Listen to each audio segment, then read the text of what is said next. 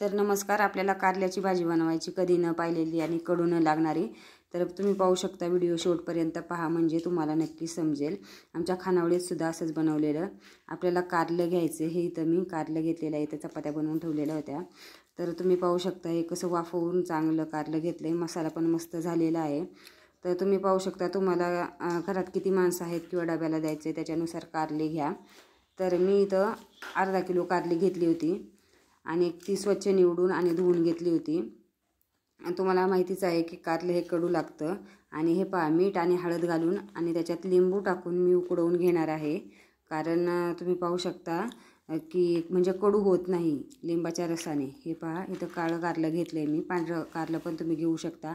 हळद आणि मीठ मिक्स करून मी याला वाफ देऊन घेणार आहे आणि इकडे आपण मसाला तयार करू।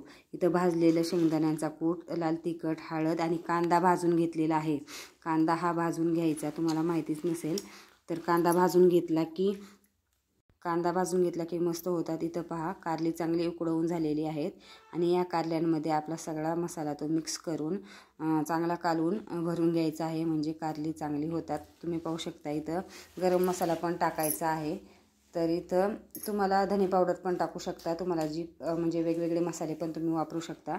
तर मी इथं आमच्या टेस्टनुसार, आवडीनुसार इथं मीठ, हळद आणि लाल तिखट घरचं आणि शेंगदाण्याचा कूट सगळं मिक्स केलेलं आहे।